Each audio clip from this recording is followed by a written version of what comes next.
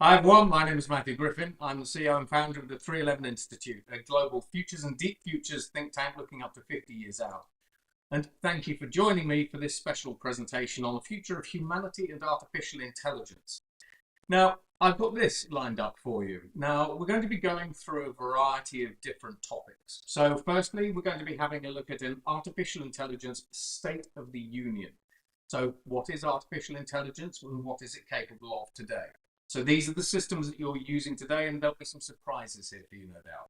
We're going to be having a look at the future of artificial intelligence. So that's where we look really up to 20 years out. And again, we've got plenty of surprises in store for you there. We're going to be looking at how artificial intelligence is disrupting some quite fundamental things when we think about our world. So that's everything from artificial intelligence inventions all the way through to how it's starting to disrupt healthcare and other industries. Then we're going to be having a look at artificial intelligence for personal development. Now, this is kind of a bit of a twist on the future of work, jobs, and skills. And really what I'm going to be doing here is I'm going to be taking an individual's bird's eye view of how you ensure you are not left behind by the future, even as the future itself becomes increasingly chaotic, complex, and fast-paced.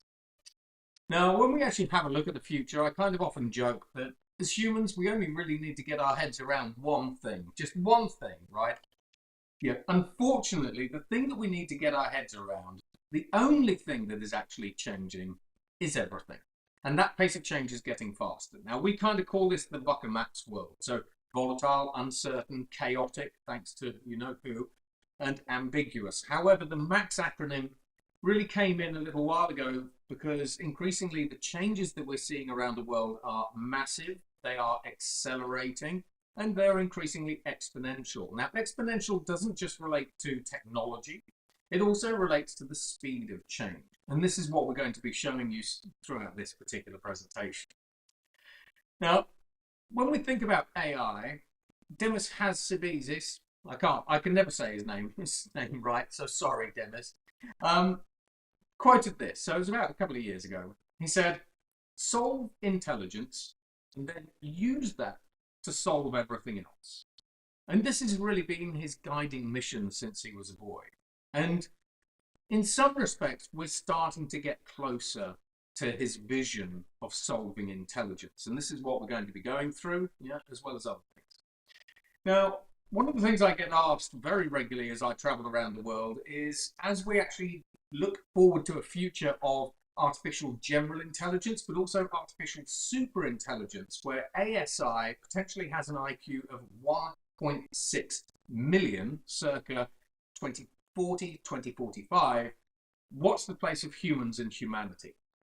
So being human first and human-centered and a human, I've given this a lot of thought over the past year, and this is what I think it is to be human. So I think being human in a world of super intelligences, because there'll be more than one, is to live with purpose, it's to belong, that's belong within a community, it's to support, so to support our family, our friends, but our communities and one another as good global citizens, shall we say, and then to scale progress. Now, scale progress, I think, is particularly important because there are plenty of people who are, on the one hand, yes, they're scaling progress. If you look at artificial intelligence, we are scaling it to billions of users. So that's one scale. However, there are a lot of people that are still missing out. So when I talk about scaling progress rather, I talk about scaling progress to everybody, everywhere, so that everybody can benefit. Now, when we think about exponential technologies, Peter Diamandis is sort of relatively famous for saying, when we look at artificial intelligence, AI, from an intelligence perspective at least, is improving at an exponential rate. However, as humans, we haven't had a software upgrade for over 20,000 years. Our brains are the same as they were in Neanderthal days. To which my reply is education is our upgrade. So if you want to upgrade your mind, it's fairly obvious. You go and learn about new things, you explore new things, you get curious, you experiment, you play around, and so on and so forth. Now, when we think about artificial intelligence, this is very much where we are today. Now, Satya Nadella, I can say his surname correctly, so at least that's one thing. The CEO of Microsoft says that he's seen over 30 years of artificial intelligence progress in just 3. Now, we did go through a 30-year AI winter. That's it, between sort of the 1980s and 2010s, but now we're really starting to cook on gas, as we say. And recently, we've seen over $2.7 trillion pouring into the development of these artificial intelligences, with AIs like ChatGPT-5 costing over $1 billion in compute to train. And that training cost doesn't actually include the cost of the hyperscale data centers, the GPUs, and everything else that we've actually had to use. It's just the raw computing cost. Now, this is an interesting quote as well. We've seen this, we saw this originally with McKinsey, and then we saw this coming through from Microsoft. We saw it a little bit with Google as well, and now we've seen it with Silicon Valley. All of these individual organizations, as well as regions, basically feel that artificial intelligence is an existential threat to their business. Now, we do talk about AI being an existential threat to humanity, and yes, as a self-developing technology now, it can develop its own bioweapons, and we've seen a couple of those. However, in this particular case, we're talking about the role of artificial intelligence as an existential threat to a company like McKinsey. Now, McKinsey is fairly obvious. McKinsey are famous for writing large consulting reports for tens or hundreds of millions of dollars, and artificial intelligence is able to do that very, very nicely within a couple of minutes now. And that's in their own words as well as mine, because I've actually shown companies like KPMG and a lot of my clients how we actually do that.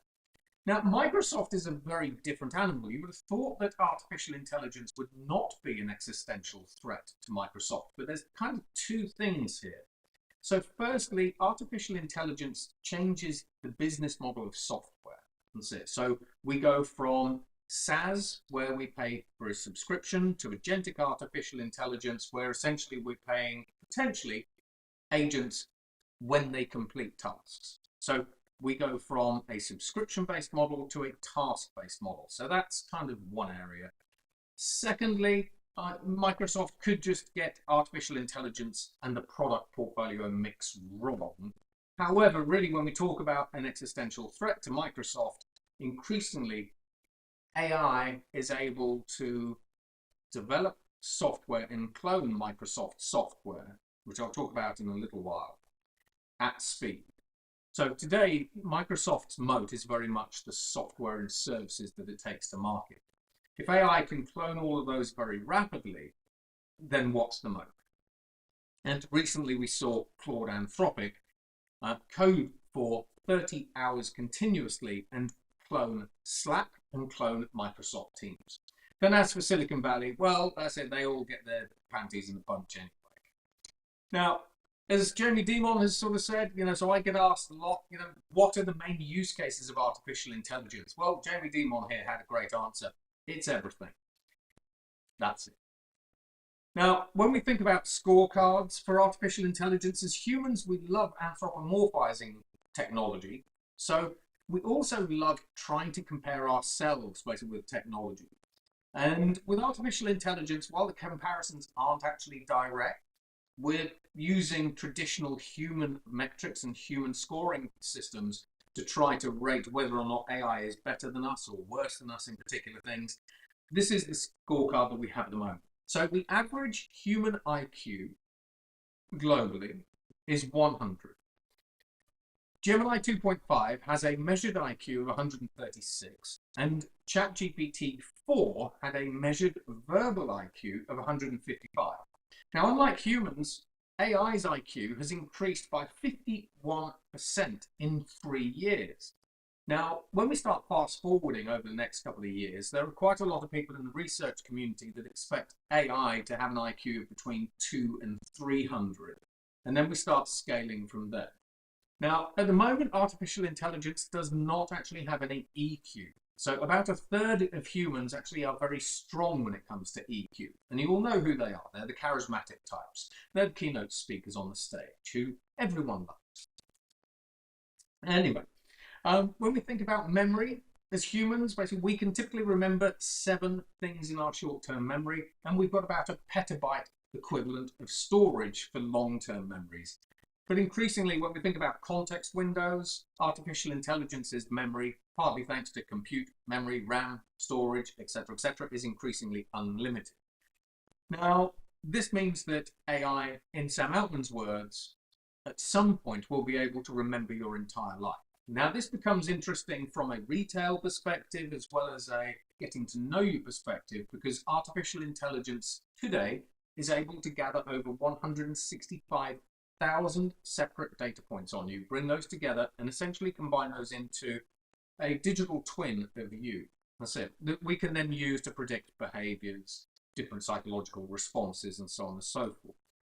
So when we think about knowledge, if we have a knowledge of 1 as a human, then ChatGPT has 1,000 times more general knowledge than any human. It also has a learning speed, according to Geoffrey Hinton, who's the godfather of artificial intelligence, that is 300 million times faster than any human. So these numbers are already getting quite bonkers, and we're only in 2025. And this is really before the $2.7 trillion worth of artificial intelligence, data centers, energy, compute, nuclear power stations, and everything else comes online. Now, when we actually think about processing speed as humans, we can process information at a rate of about 50 bits per second. AI, it's 100,000 times more than that. And again, this is only going to go one way, and obviously that's up. However, when we talk about new skills, this is actually where the ball is still in humans' court. Artificial intelligences are still really quite bad at picking up new skills. And if they do pick up a new skill, they've got to have significant data sets in order to be able to do that. But as an industry, especially Silicon Valley and China, we're trying to get around this problem by developing few-shot and zero-shot learning, which essentially takes us towards things like general-purpose robots that you simply show them once what they need to do and they mimic it and then they learn from there, and also artificial general intelligence. So increasingly what we're trying to do with especially AI is create more general purpose kind of artificial intelligences that don't need anywhere near as much training data as they have in the past. Now, when we think about idea quality, artificial intelligence still isn't that creative, but it is actually getting better. In fact, its idea quality, according to Stanford, is 8 times better than the average human. When we think about the novelty of those ideas, yes, it beats humans again, 5.6 out of 10 compared to 4.8 out of 10. However, what's most interesting, and this is really sort of what I lean into later on in this presentation, is when you start using these tools, AI is still very much a tool to amplify human skills. The combination of humans with artificial intelligence actually produces a score of 5.8. And then when we think about humanity's last exam, which essentially is the exam that has been put together by around 400 of the world's top experts to try to figure out when do we reach AGI, then humans, we're still beating AI in the humanity's last exam, 26.6% compared to 26.5%, so we're pretty much neck and neck. But again, look at the increase. So artificial intelligence has increased its score in the past 4 months by 476%. Now, it doesn't necessarily tell all of the story, because some of these large foundation labs are actually trying to teach their artificial intelligences to answer the exam questions when they already know what the exam questions are. It's a little bit like giving your kids the exam paper and also the answer sheet to the exam paper. So when we think about baselines, we do need to be very careful here. Now, one of the biggest innovations really that isn't talked about, we talk about, ChatGPT, for example, having 2 trillion parameters and so on and so forth, and DeepSeek having about 600 billion parameters, etc. In my estimation, the biggest disruption has been the introduction of true behavioral interfaces. And these are your friend. And I'm going to tell you again why later, and I'm going to give you a guide on how to use these to remain relevant. So it's now possible to talk to essentially the technologies around us using natural language. You don't have to be a programmer, a coder. You don't have to be fluent in Python. You don't have to be really a fluent prompt engineer, etc. So this is really the world changer. Now, when we think about Grok 4 and when we think about GPT-5, both of these platforms reached PhD levels of knowledge. Now, Dario, who's the CEO of Anthropic, they produce Claude and Claude 4 especially, said at Davos, sort of at the start of this year, he said very, very soon, everyone will have access to a data center full of PhD experts. And we seem to be there. Now, again, you've got to be quite skeptical about some of the reports coming out of these large labs. But generally, these systems are very near PhD level, and in some cases, post-PhD level. So they are getting much, much better. And in fact, Sam Altman's main ambition, ultimately, is to get to the point where he's developed a robo-scientist that can just innovate new things autonomously and automatically. We've also seen from Google DeepMind, again under Demis, we see that artificial intelligence is able to create its own knowledge. So information plus information, as humans, we take that, combine that together and say, I have new knowledge.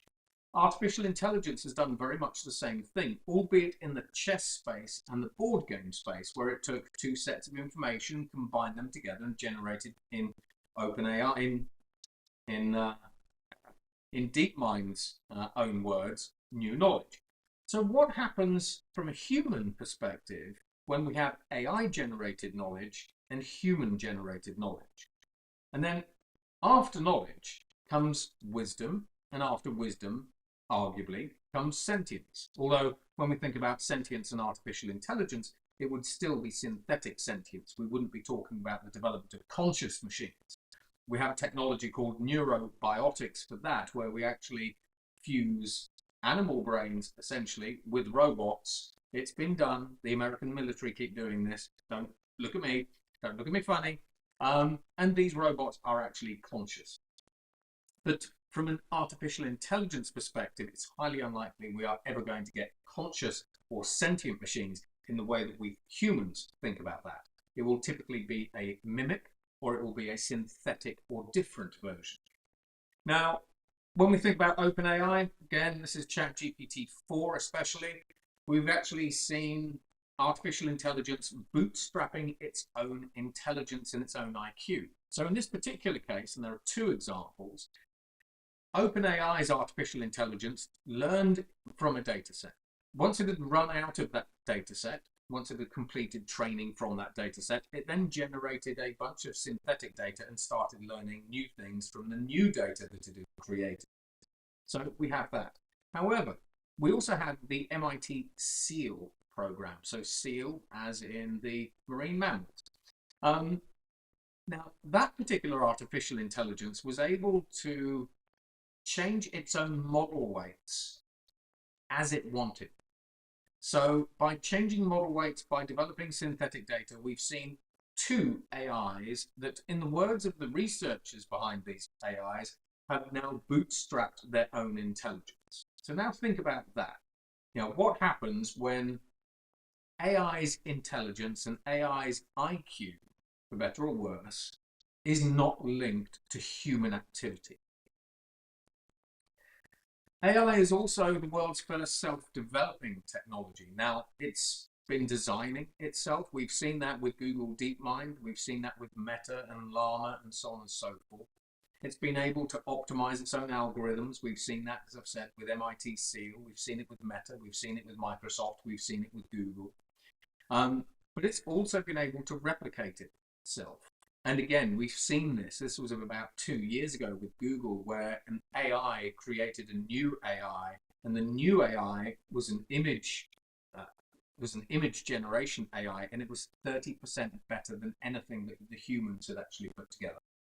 So when you think about the consequences of this, and Google actually now have a dedicated artificial intelligence called Google Evolve, what happens to anything when artificial intelligence is able to evolve itself as it already is.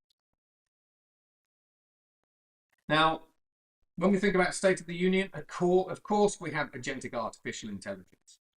Now, you can think of agentic artificial intelligence as lots of individual bots being given a task, basically, and they complete that task, and they go from one end to the other. They decide what actions to take, but then they also are able to take actions themselves. So agentic AI is not the same as traditional deep learning or machine learning artificial intelligence. And what we've actually found is up to 1,000, there's a little story here, but up to 1,000 artificial intelligence agents can collaborate with one another to get consensus. However, the smaller the artificial intelligence, the fewer AI agents can collaborate to get consensus. So a small AI will maybe only have 10 agents that can collaborate together to get a consensus. But the larger artificial intelligences, again, like the ones we see from OpenAI, predominantly because of computer resources, the way that they've been designed and built and so on and so forth, can go up to 1,000. Once we get past 1,000 agents, then consensus starts falling apart. Now, when you think about this in human terms, once we get past 100 humans, increasingly it's more and more difficult to get consensus. We see this with the European Union in Brussels all the time. That's it. So when we think about agents, Mark Zuckerberg talks about a world full of billions of artificial intelligence agents. On the one hand, that's an opportunity because these agents can be given a task and they just go off and complete it and say, I've finished that, here it is. But it could also be a problem because at some point we're going to end up seeing some degradation. And the result of that degradation could be problematic. We won't say catastrophic, but it depends what they're actually doing. They can get things wrong. And then it's down to us to identify whether or not they've actually got things wrong. And that's where we need humans back in the loop. Now, when we think about the future of artificial intelligence, so this is really looking potentially up to 30 years out, but it's looking at some of the developments that we have now. We have neuro-symbolic artificial intelligence. So again, OpenAI are increasingly embedding EQ into their GPT-5 model. So this is where we've seen this a little bit with AI being sycophantic, but EQ is really the use of training data to try to help artificial intelligence better understand human relationships, human behaviors, and so on and so forth, but then reply appropriately according to the emotional state of the person who's talking to them or interacting with them.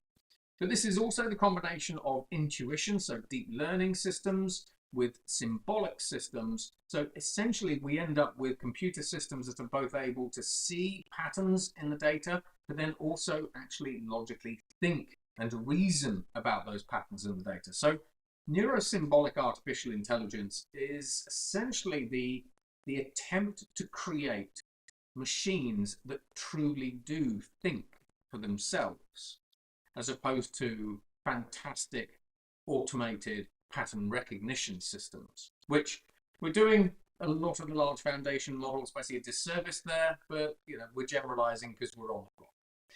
Now, next comes swarm artificial intelligence. Now, when we think about swarm artificial intelligence, this is both the use of a single AI to coordinate, for example, lots of different drones. However, swarm AI is also the ability to coordinate AI to AI collaboration and communication. Because increasingly, platforms like ChatGPT, they aren't just going to be talking to themselves. They're going to be talking to lots and lots of different artificial intelligence models all over the planet.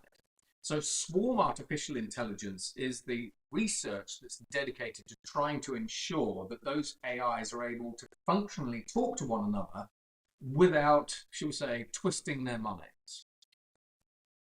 Next, we have embodied artificial intelligence. Now, Mark Zuckerberg famously said about a year ago that he doesn't think that an AI can be truly intelligent if it does not have a body and can't, shall we say, participate in the world. So embodied artificial intelligence is really the embodiment of artificial intelligence in physical things. Now, that could ironically be something like a Roomba. but it could actually also be a humanoid robot. It could also be a self-driving vehicle, and so on and so forth. But embodied artificial intelligence, when we have a look at things like those, like systems from Toyota, they're increasingly being trained on audio models, visual models, behavioral and relationship models, and all sorts of other things. And then the next hot thing. So we've seen this with NVIDIA, we've seen this with Google. Basically, this is the attempt to create what we call world models. Now, artificial intelligence is very good in specific domains, for example, text or multimodal domains. But if you ask artificial intelligence to create a simulation of a city, if you ask it to create a simulation of a product that it's just developed, maybe it's a Formula One race car and we're talking about computational fluid dynamics, then really this research here is the attempt to develop AIs that are able to create digital simulations of the world. Now, that's either the entire world, as we're actually seeing, especially with NVIDIA, or that's the biomolecular world, the cellular world, basically if we're talking about healthcare or biotech spaces. So these world models are generally seen as the absolute next frontier for large foundational models. And the amount of training that they need is huge. We are typically going from exascale to yotta-scale data centers. Bearing in mind that AI with companies like Oracle, we already have a couple of zetta-scale data centers that are now serving artificial intelligence models, especially in the United States. We're also trying to, as I said earlier, develop artificial intelligences that can learn from nothing. So zero-shot learning. Now, if you think about this from a human perspective or an animal perspective, when a baby deer is born, how does it learn to walk? It's not taught by its mother. It's kind of an intuitive instinct.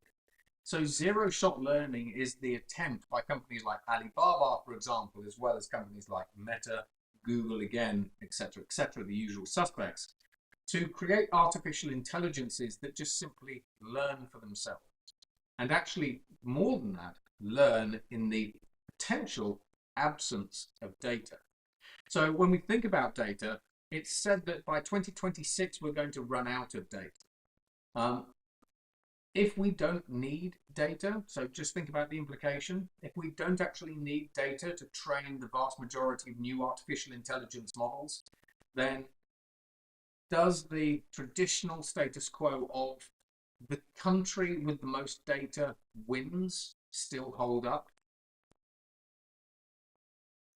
And then as we start having a look at some of the other artificial intelligence models, we've seen AIs made out of glass. We've seen 3D printed artificial intelligences called diffractive artificial intelligences. But we've also seen the development of chemical AIs and neural networks that are made out of DNA, as well as liquid AIs. Now, these liquid AIs are AIs that are based in ionic computers. So within ionic computers, especially in some of the research labs in the United States, researchers have been able to create ionic neural networks. So these ionic neural networks are quite literally liquid. So when we actually think about the future of artificial intelligence, we've also been able to turn human cells using CRISPR technology into dual-core computers, which we can then turn into very primitive DNA AI, we'll say computers, but DNA AIs or neural networks. So about 3 years ago, we saw the beginning of the development of essentially what we could call the first human supercomputer. Now, we are a very, very long way off from being able to turn a human like myself into a fully fledged biological supercomputer, but we have the first couple of Lego building blocks for that. Now, when we think about DNA neural networks that have actually gone on to do some quite complex maths calculations, as well as DNA computers from companies or from universities like University of Manchester with Ross King, consider this. A DNA computer that takes up half a test tube, potentially, according to calculations and everything else, will have more computing power than every computer on the planet combined.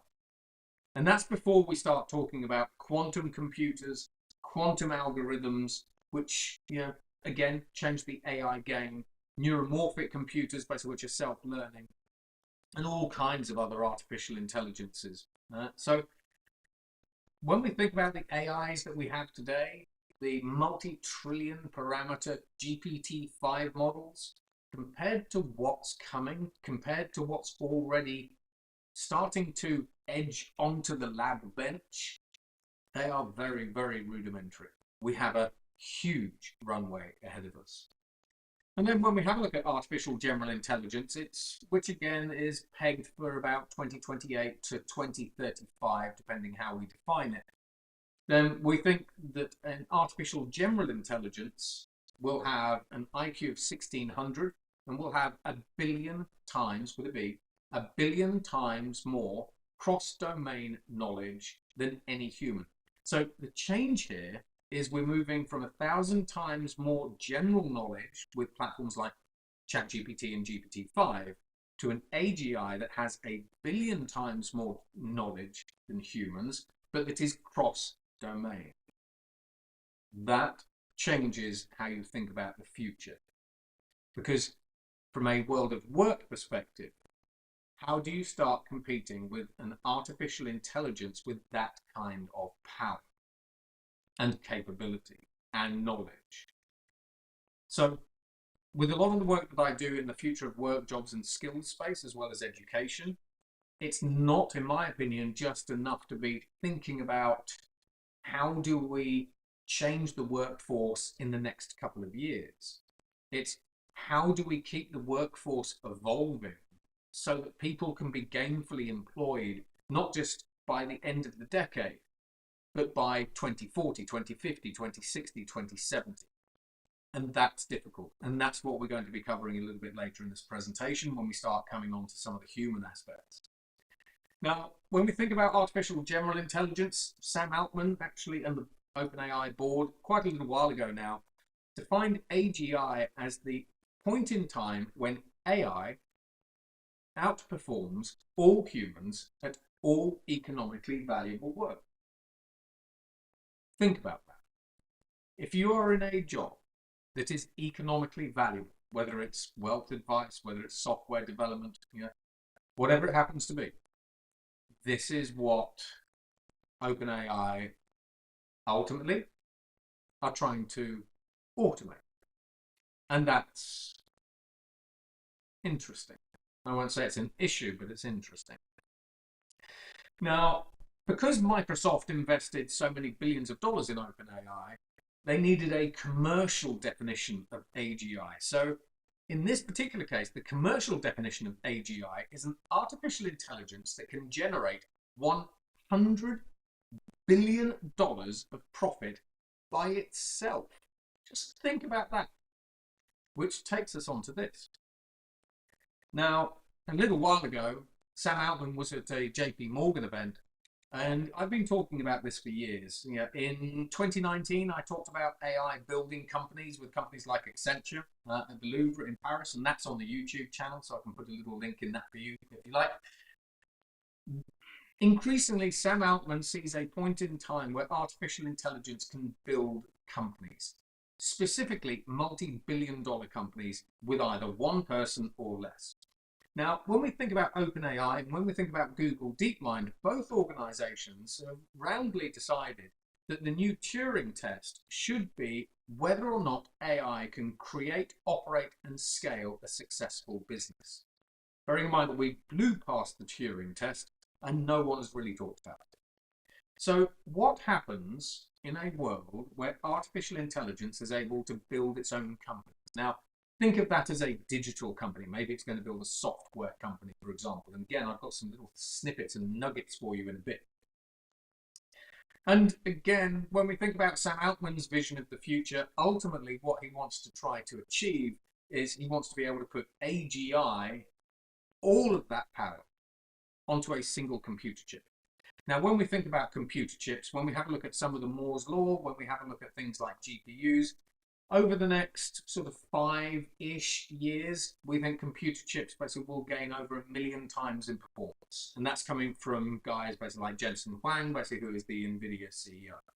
And increasingly, when we think about AGI on a chip, increasingly we're seeing sort of the NVIDIA DGX platform, which is now being sort of rolled out, which can essentially help you train your own artificial intelligence models basically right on your desktop. So there's a lot of work in the semiconductor space to try to create semiconductors that allow us to do artificial intelligence at the edge. And there's lots of reasons why we'd like to do that, especially from a healthcare perspective, travel and transportation perspective, environmental and monitoring perspective, and so on and so forth. But again, this is another game-changing advance, and we can probably start expecting something like this to emerge in the next 10 to 15 years because it's difficult. And this is sort of where today we're putting shallow neural networks basically onto chips. An example of this is MIT's neural network, which was able to drive a car, but it only had 16 neural network nodes, as opposed to the usual number of thousands of nodes that we would actually see in a traditional autonomous vehicle like a Waymo. Now, when we actually start thinking about some of the game-changing advances that artificial intelligence has already ratcheted up, there are some impressive ones. Now, we're going to start here. So, Demis Hassabis, there you go, I read it off the screen. So, Demis Hassabis recently said that he thinks in the next 10 years, AI will cure or be able to cure all diseases. All diseases. Now, when we think about Jeff Bezos and Mark Zuckerberg, both Jeff Bezos and Mark Zuckerberg with the Zuckerberg Chen Institutes and the Altos Institutes have been pumping literally billions and billions of dollars into research groups that are trying to, on the one hand, cure all disease by the year 2100, but also help these fantastic, well-worthy billionaires live forever. I was going to say something about Putin and Xi. Recently, basically, they were actually caught having a little chat with one another, talking about one day we could live forever. Now, on that one hand, if we're going to go off on a slight tangent here, then if we cure all disease within 10 years, now it doesn't necessarily mean that you have access to these technologies and drugs and treatments, but we can see a way that this happens. I'm going to show you that in a minute. But when we think about immortality, yes, we can 3D print human organs and so on and so forth. So the fact that we've actually got two world leaders now talking openly about their ability one day to be immortal, and then we have, should we say, news snippets like this, the world starts becoming a little bit of a crazy place. And what happens when we all start living beyond the age of 100? That's a different topic for another day.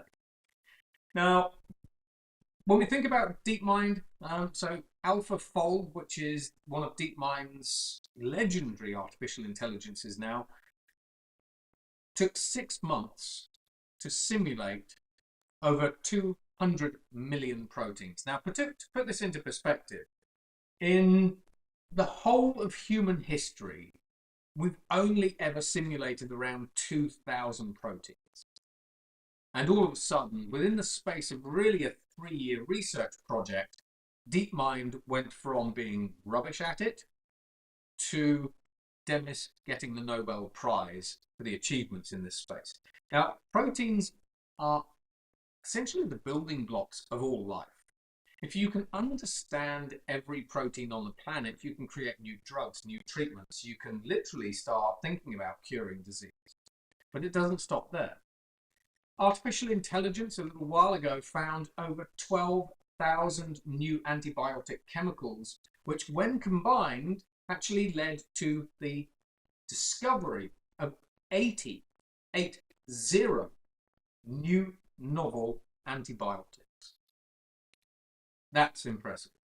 When we think about In Silico, which is an artificial intelligence house out of Australia, they used their artificial intelligence to create 30,000 new drugs in 21 days. And again, when we look at things like vaccines, we are now at the point where we can use artificial intelligence, because we've done it, to create new vaccines in 7 minutes. So the way that we do this is we model a pathogen, for example, in a supercomputer or a quantum state.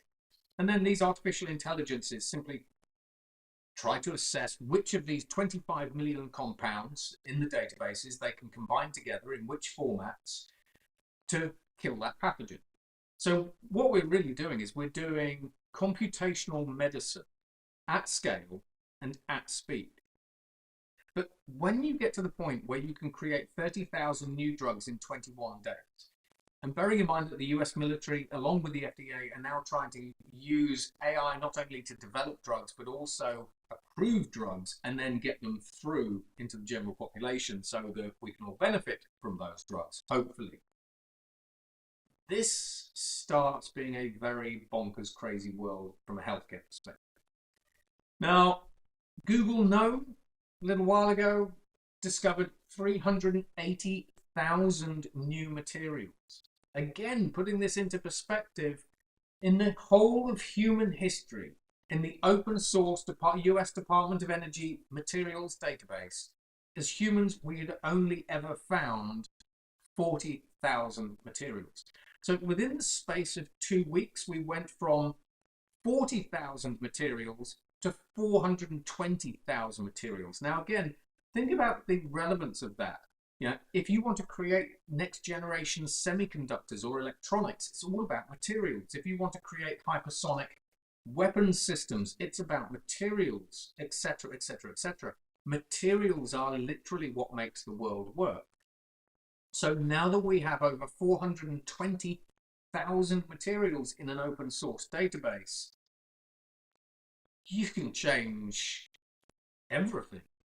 Communications networks, computing, all sorts of stuff.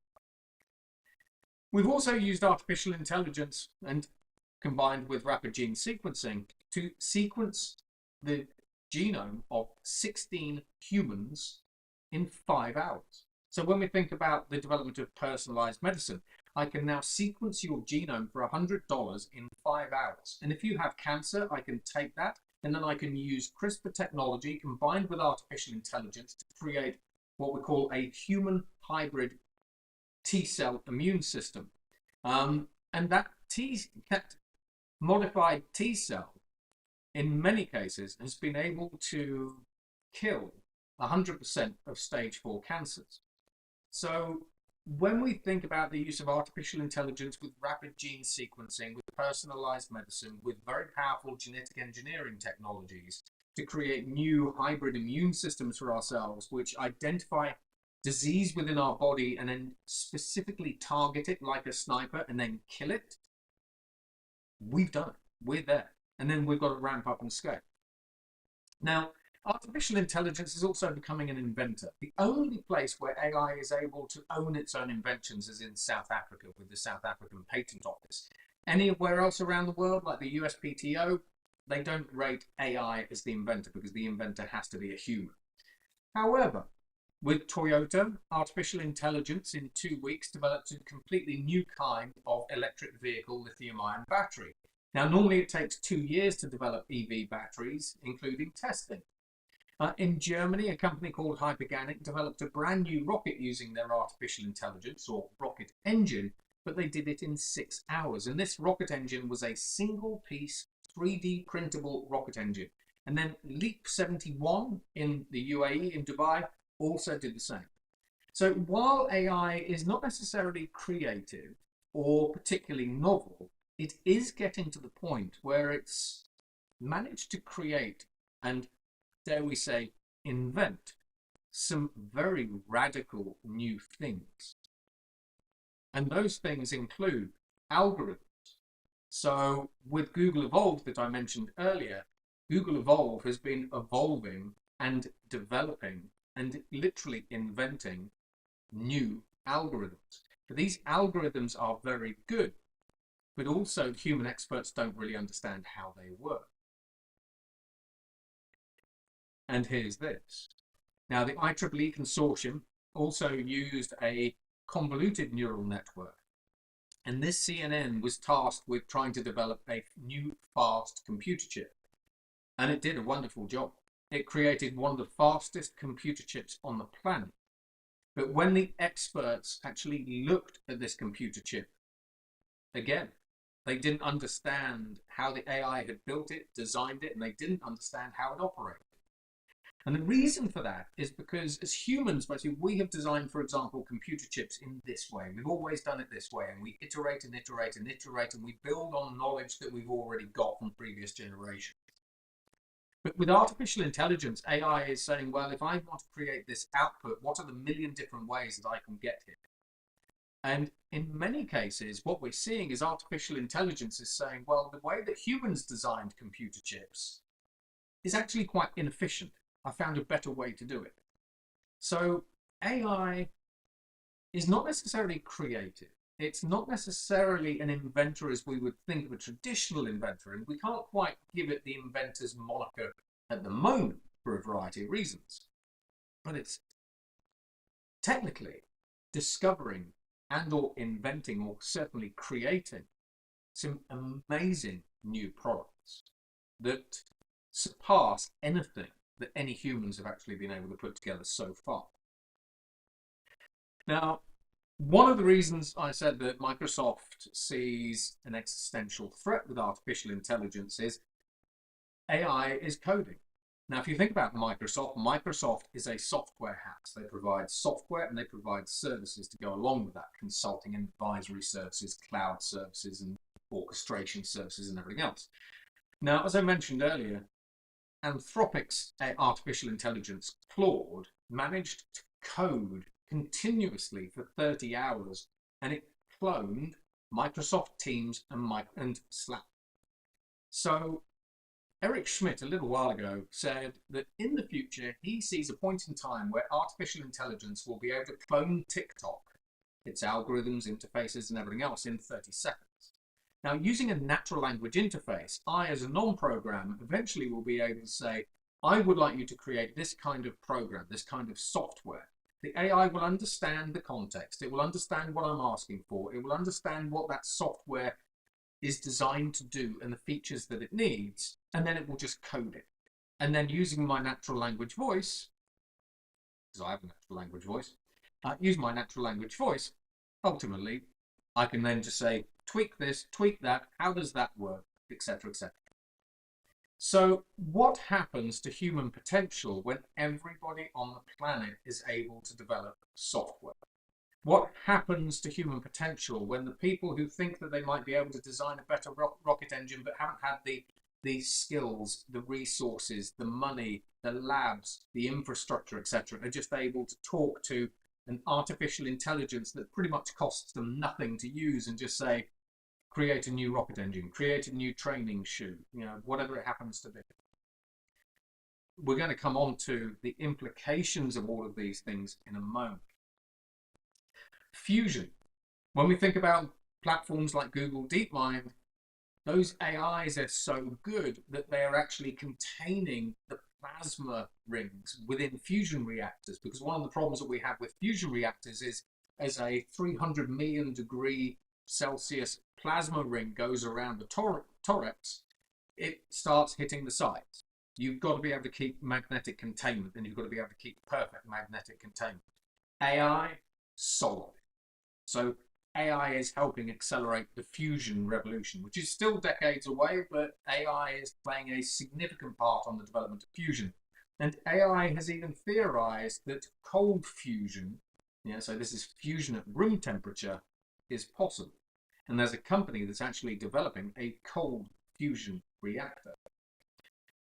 Now, when we think about food, artificial intelligence is able to understand the genomics of a particular plant, and then it's able to take weather data and soil data. It's able to analyze all of that, and it's able to, within the space of 2 months, predict crop failures. So now think about the impact of being able to predict crop failures 2 months in advance on the human food supply, bearing in mind that 40% of our food is actually lost to bad weather, and then about another 20% to pests and pestilence and so on and so forth. So AI is actually proving very, very useful in the agricultural space. When we think about vertical farms, companies like Ox Robotics have been using robotics and artificial intelligence combined with machine vision to produce fully autonomous vertical farms. Now, these vertical farms use 99% less potable water, and if they extract water from the air, then they can use 100% less potable water because they just recirculate it inside. They use 100% less pesticides and chemicals and herbicides. The yields are guaranteed and can be up to 350 times greater than we would see in a traditional farm. And then, of course, because there's no herbicides or pesticides, the vegetables that are grown in a vertical farm are organic and they can be grown next door in your local city. So AI, when we think about the use of artificial intelligence in precision farming, but also in some of these new farming techniques, is significant. And if you wanted a little snippet, if you wanted to flip today's agricultural system to a cellular meat production system, which is growing meat in a lab, as well as vertical farms, we estimate it would cost about $350 trillion, which is almost, but not quite, 4 times more than the global energy transition, which we estimate will cost about $92 trillion. Where in that space, AI is actually creating new solar panels and actually helping improve the efficiency of grids by at least 20 to 40%. But that's a different presentation. You can check that one out somewhere else.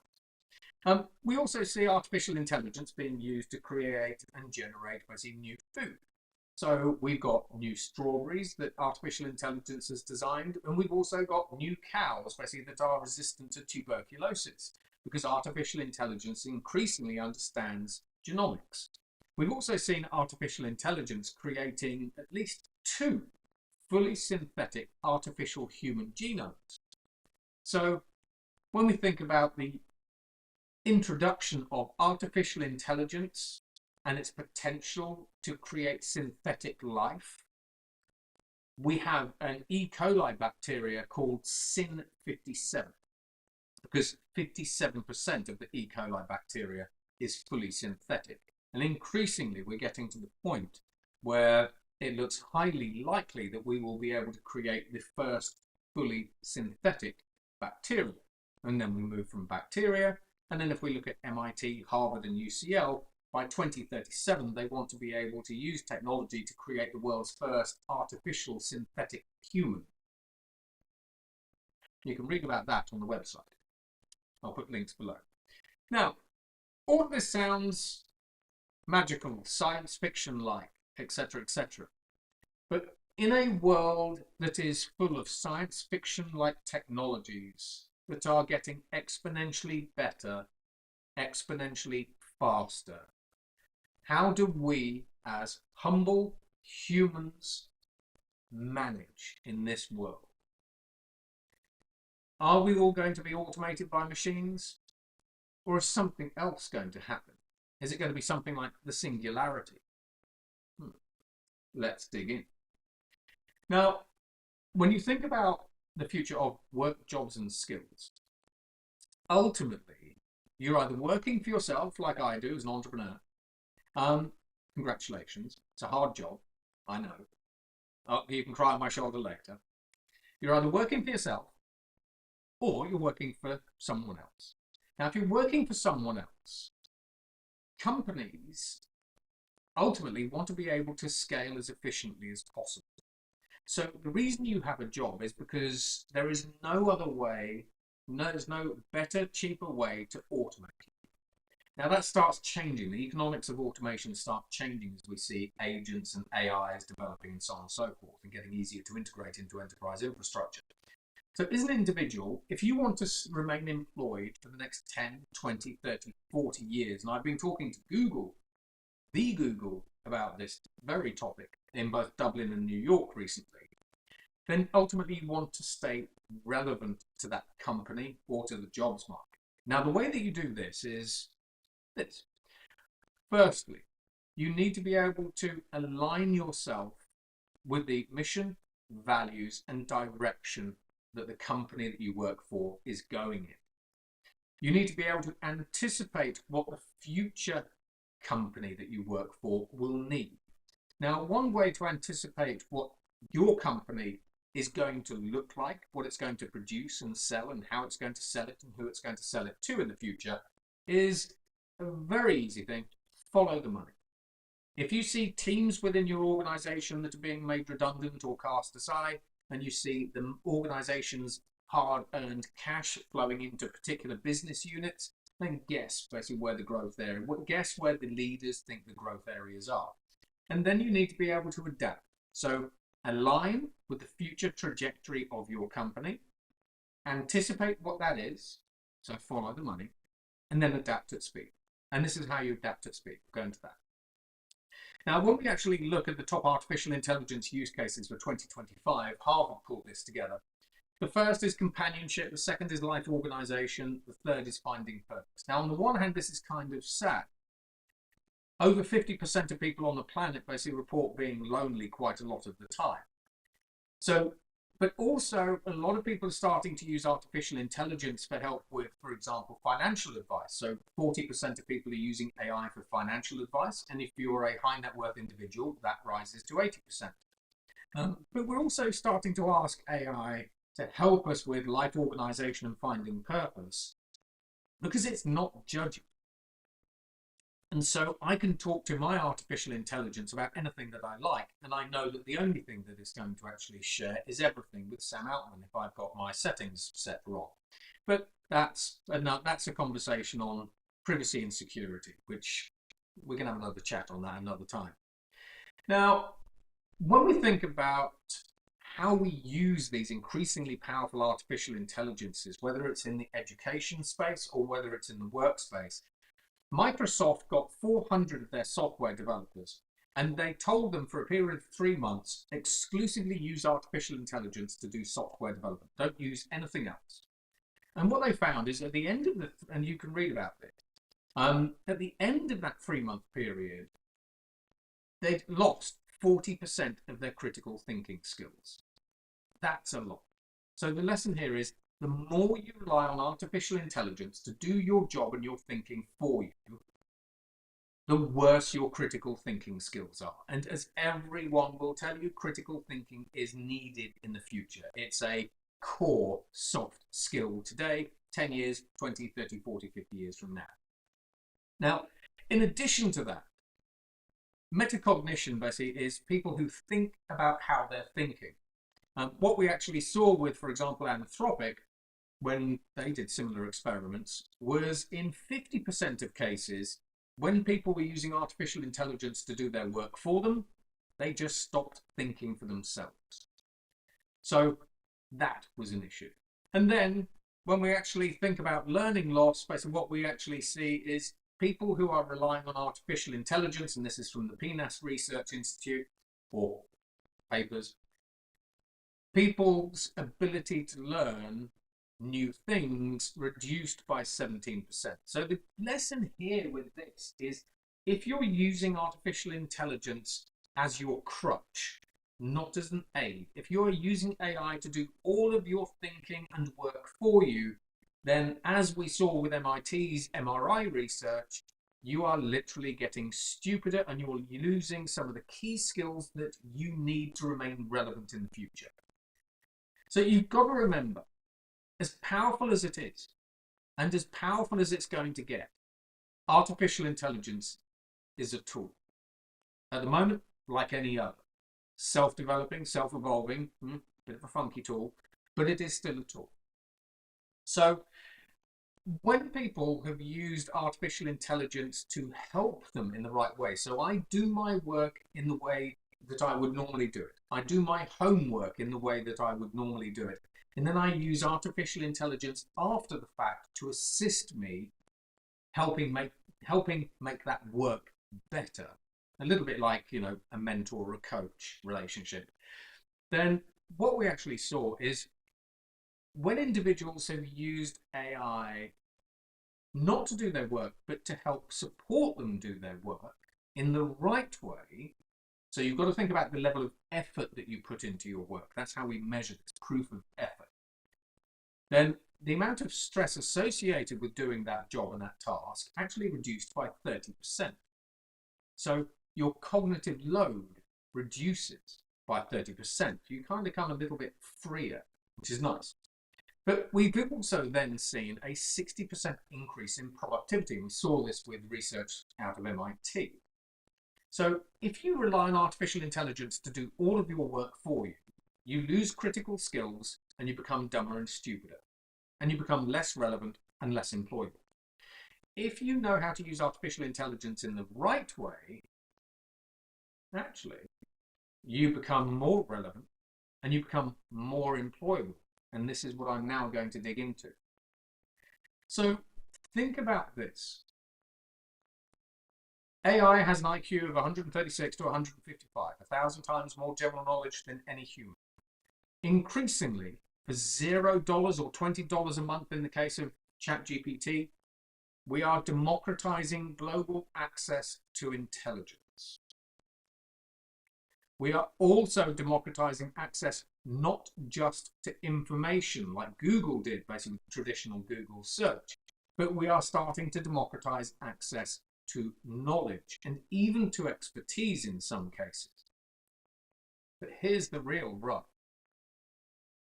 As artificial intelligence automates different jobs, tasks, and skills, as an individual who has maybe never ever been trained in those skills or learned those skills or those jobs or those tasks or those particular domains, I now have access to those. So I'm not a programmer, but increasingly I'm using artificial intelligence to develop software for the 311 Institute.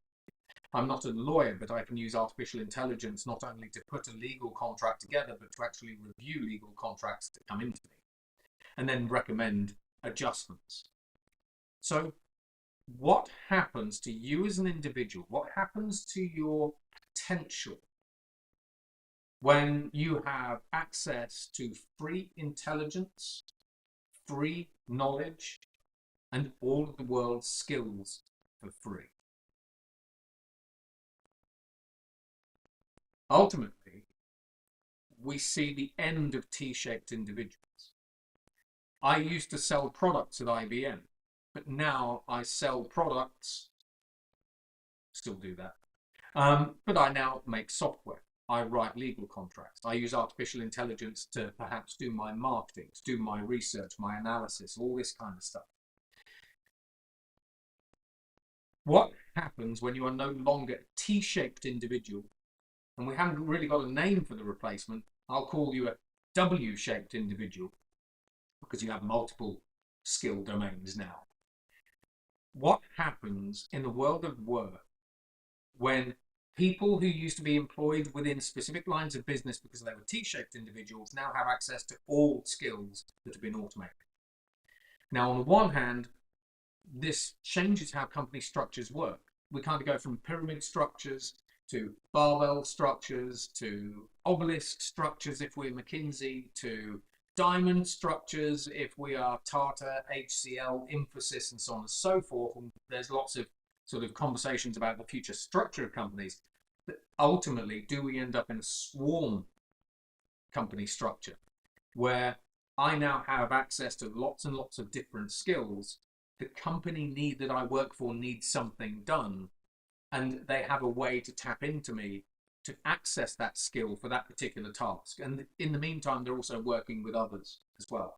So from a future of companies perspective, which again is something I've been working with companies like Walmart and Google on, do we end up seeing companies that are built around, should we say, collaborative swarms of people and agents? Because obviously AI agents will not only be managing people, but they will also be managed by people. And in many cases, they might actually be orchestrating the work that needs to be done. And it's the AI agent that will say, this is the work that needs to be done. I'm going to reach out to Matt because he's got that skill. I'm going to reach out to Damon because he's got that skill.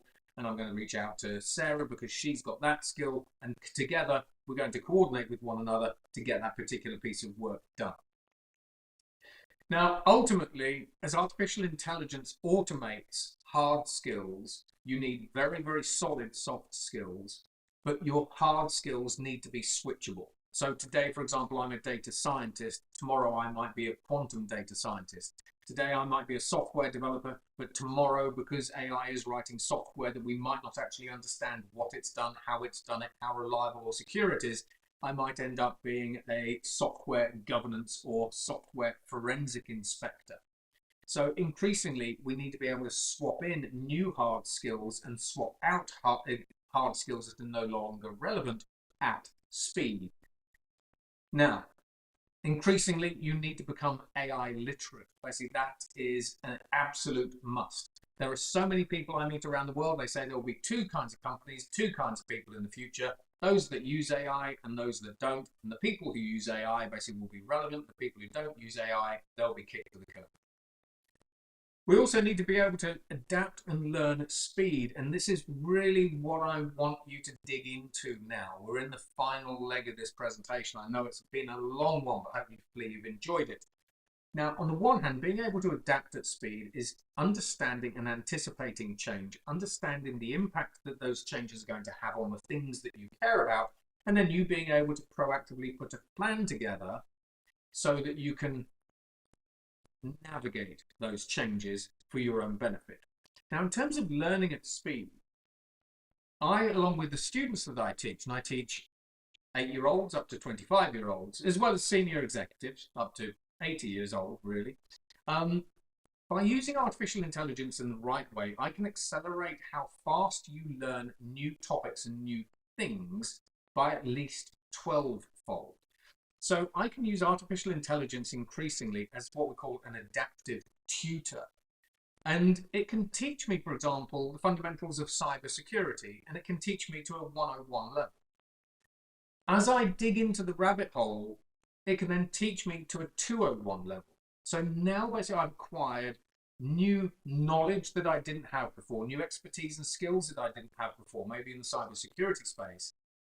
And I take those level 201 skills, go and work for a company that then provides me with the 301 skills. The experience, the first-hand experience of, in this case, being a cybersecurity analyst, maybe. Because it's all very well, let's say, actually learning something new, but you only really fully learn it, people say, when you apply it. So AIs can get you from a 101 to a 201 level at the moment, but you need to then work for a company that takes you to a 301 level. So this is how you remain relevant. So you know that, for example, cyber is going to be an increasingly competitive field in the future. Your company's investing lots of money in it. Well, they're not, but they're investing lots of money in it. Use artificial intelligence to train yourself up. Now, the way that you do this is very simple. Get something like ChatGPT or Copilot. Talk to it. Say, I think that in the future, my company is going to be more AI-centric. For example, if it's Google, I think that AI is going to be more heavily embedded into their retail products. And as a consequence, I think basically that this is a future job role based within Google with these future competencies, so I need to learn these new skills. Teach me these new skills. And you will find, especially with ChatGPT, because it's very good, as well as Gemini, it will start teaching you those new skills. But it's not necessarily about the AI that you use, it's about how you use these artificial intelligences to help you adapt to the world that we now find ourselves in, as well as the future world.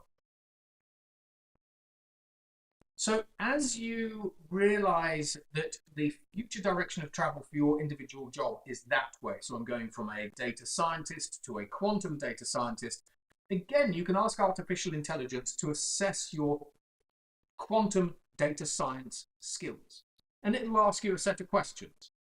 And at the end of it, like an exam, it will say, right, when it comes to quantum data science, your level of expertise is down here. Now what you can do is you can then start asking the artificial intelligence to put courses together for you. Okay, well, if this is my skills gap, teach me about those things. Help me master those particular skills. And then once you understand what those gaps are, you keep going. And then ultimately, once you have learned enough, bearing in mind that we talk about continuous learning, try to use these AIs that have an IQ of 155 and in the future 1 billion times more general knowledge or domain-specific knowledge than any human.